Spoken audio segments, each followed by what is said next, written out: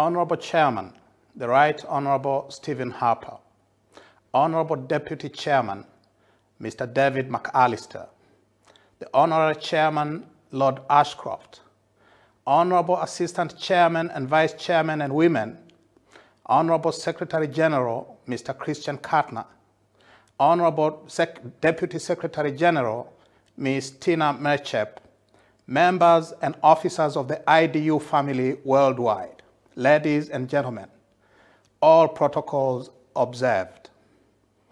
Honorable Chairman, they say a year in politics is an awfully long time. If that is the case, then 3 years must be an eternity.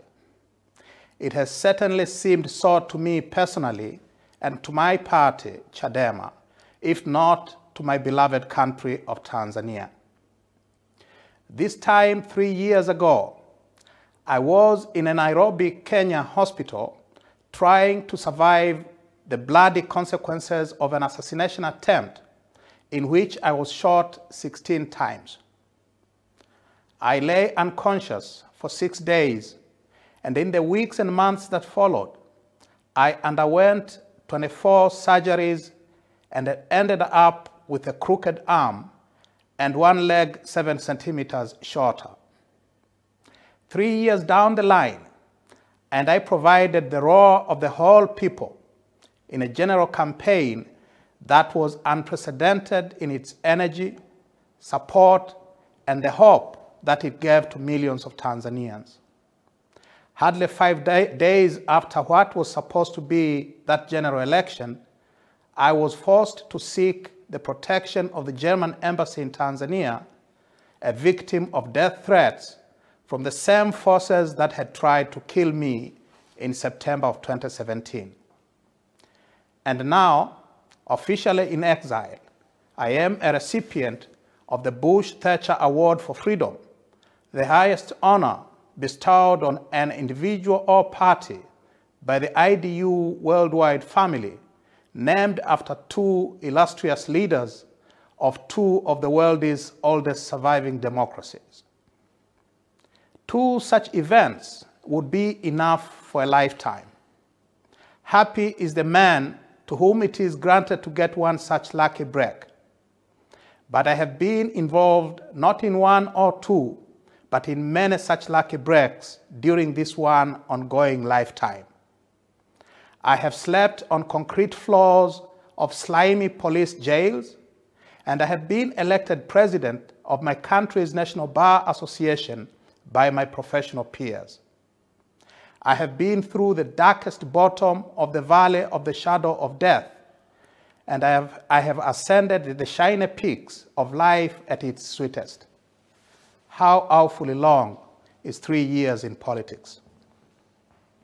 Honorable Chairman, for 5 years, our party, Chadema, like our country generally, has been subjected to the sternest of tests that any lawful and democratic organization could be subjected to.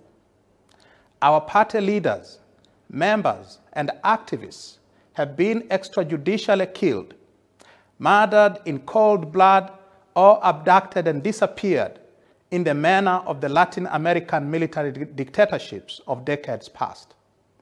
Many have been tortured in police dungeons and in secret torture chambers operated by the intelligence and security apparatus of the Magufuli regime. Others, like me, have sustained life-threatening injuries from assassins or police violence and been maimed for life. Yet many others have been unlawfully arrested, held in police cells or jails for lengthy periods of time, or persecuted in the courts of law on completely bogus charges. And that is to say nothing of the continuing efforts to destroy Chadema through more covert but no less pernicious methods, such as the bribery of its leaders and officials and the instigation of divisions amongst its leadership and the rank and file. In short, our party and nation has been subjected to physical and psychological trauma the like of which is without precedent in our entire history. But we have not only survived these terrible trials and tribulations. Despite, or perhaps because of these privations, we have actually thrived. Because of the 5 years of the prohibition of lawful political activity for parties other than the dictatorships, we were forced to dig deep into the country's political soil, building a grassroots party organization of incomparable strength, depth, and vitality. Thus, as a result of this party organization, in the local elections that were scheduled for November of last year, we were able to field candidates in over 90% of the positions in contest, the first time in nearly 3 decades of our existence. The dictatorship was forced to use its control of the electoral machinery to disqualify almost all our candidates, with the result that there were no local elections countrywide for the first time in our history. Similarly, in what should have been the general elections last month, Chadema was able to field candidates in roughly 95% of the local government council positions on offer, and in 92% of the parliamentary constituencies contested.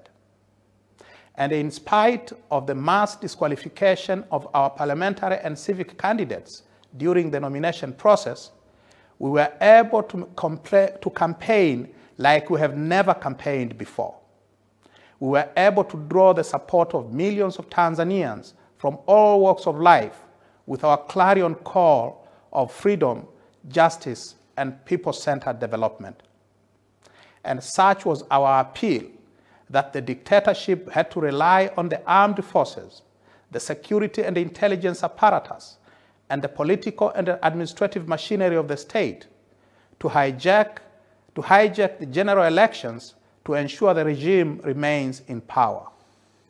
Which is to say, like what happened in the local elections the year before, we did not have real general elections last month precisely because of the party's organizational strength.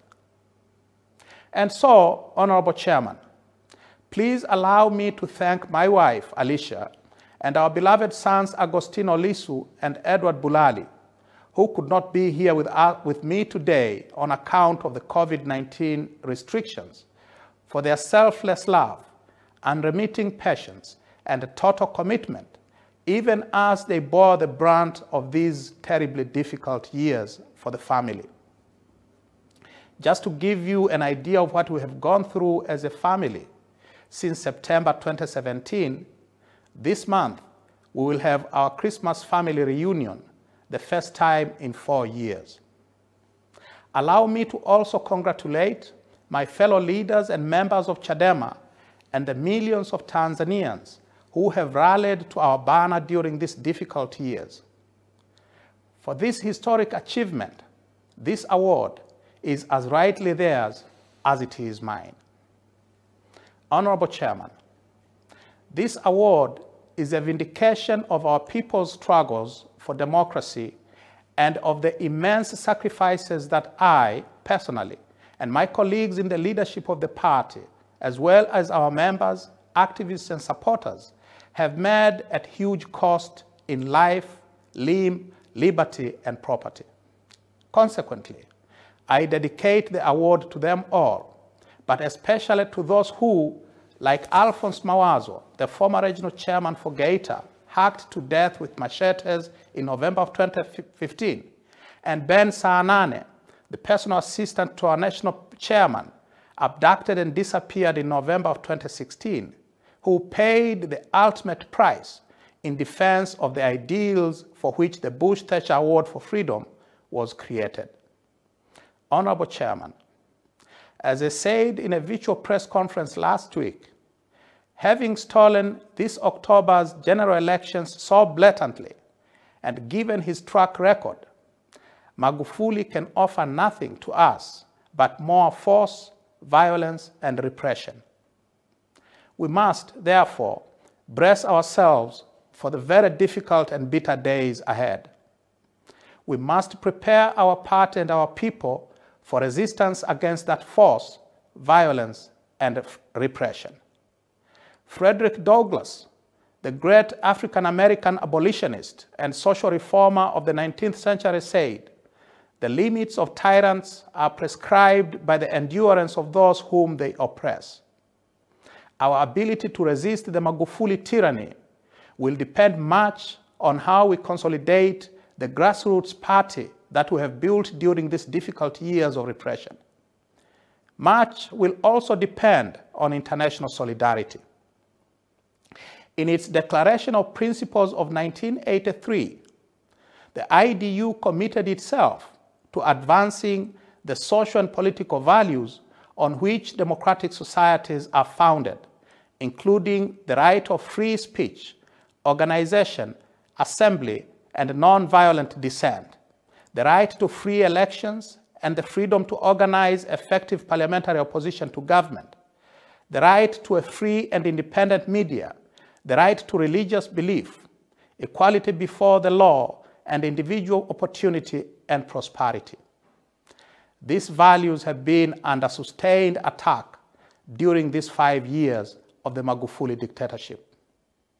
We are gratified that in its public statement of 2nd November, the IDU and Democratic Union of Africa have denounced the fraudulent election of 28 October as illegitimate and described the process leading up to it as falling well below the acceptable international standards for free, fair, participatory, peaceful, transparent, accountable, and credible elections. Now, we must ask our sister parties and friendly governments around the world to stand with the people of Tanzania in their struggle to end this most significant regression of democracy in our country's history, and to hold those responsible for it accountable. This award, an international recognition of that struggle and an acknowledgement of our personal and collective sacrifices, is an important first step in that direction. It must not be the last. Rather, it must be followed by more concrete actions of solidarity with Chadema and with the people of Tanzania.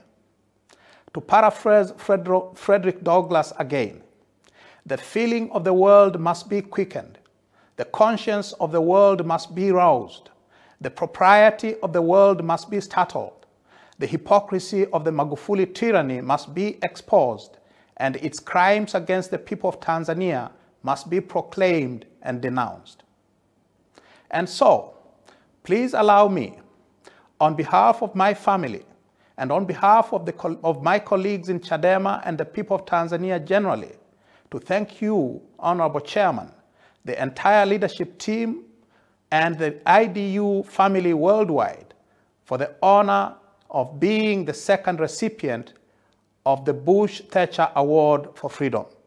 I thank you all for your time.